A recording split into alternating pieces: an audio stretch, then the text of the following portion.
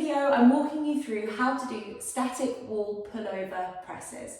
For static wall pullover presses, you're going to need a wall, you're going to need a couple of yoga blocks or a couple of cushions that you're going to put behind you, okay? So I'm going to put my yoga block behind me like so. I might have to adjust that once I've got myself into position.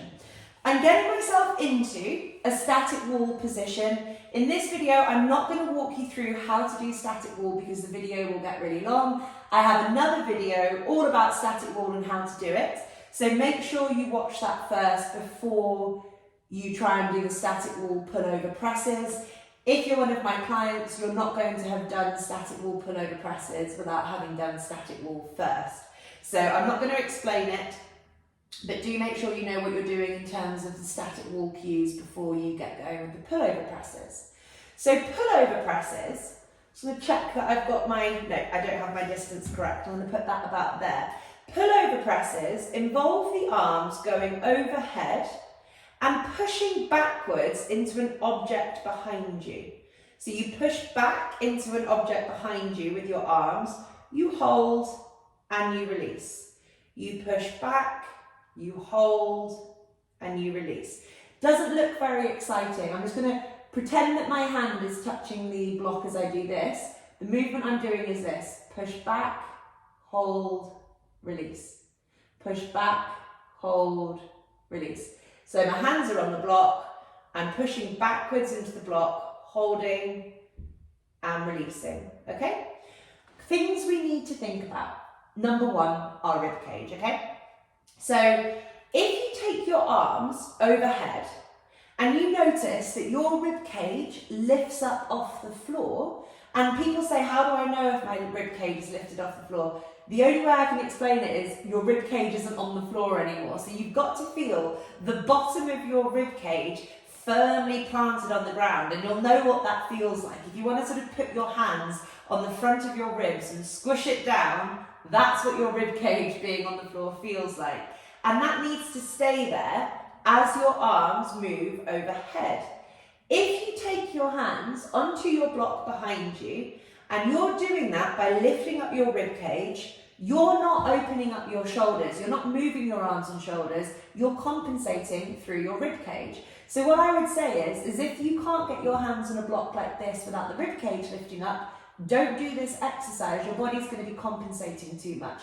You're better off sticking with static wall pullovers for a while to improve that range of movement at the shoulder without the rib cage lifting up, and then you'll be able to do this exercise. But there's no point doing this exercise if it's the rib cage that's doing the movement rather than your shoulders. Put the ego to one side, listen to what your body is telling you. That's where you'll make progress, okay?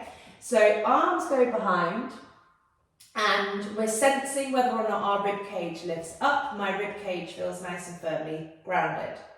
I've got my hands firmly clasped together, so the fingers are interlinked. My thumbs are staying together throughout, so my thumbs aren't coming apart, and I'm not getting all weak and pathetic through my fingers like this. They're staying nice and strong and firm. I'm really making sure that my elbows are straight. So there's not going to be any bending motion at the elbow as I try and create the backward push, okay? The reason being is if I bend from my elbows to push my hands back, that's not my shoulder opening up. We want this big angle here at the armpit because that's going to feed into your kind of upper mid-back muscles that actually go all the way down to your pelvis, but you'll feel it predominantly in the mid-back here, okay? So we're not focusing on the hands pushing back into our block, because then we're going to do like a chopping wood movement. We're focusing on that upper arm moving backwards, and that's going to give us more of a sort of tricep mid-back sensation. So rib cage grounded, hands on block or forearms on block, fingers tightly gripped with each other, base of your thumbs stay firmly together. Your elbows are straight and you're really going for length through your arms. So really drive your arms away from your body for length. And then imagining that the movement comes from the upper arms, not the hands. You're pushing your upper arms back. You're holding into the block for a beat and you're releasing. You're pushing back with the upper arms, holding, releasing. All the while, we're remembering to keep our quads tight and our feet flexing backwards, releasing. My rib cage is on the floor. If you do not know whether or not your rib cage is on the floor, it's probably not on the floor. So go back to static wall pullovers and try that exercise for a bit longer in order to increase the range of movement that you have at your shoulders without the rib cage compensating. I cannot reiterate that enough. I'm pushing back, holding, releasing. My fingers are still firmly gripped. The base of my thumbs have remained together throughout, so I have a firm grip through my hands. My elbows are straight. I'm pushing them away from my body. I'm going for length through my arms. My rib cage stays grounded. And it's not my hands that I'm thinking about moving backwards.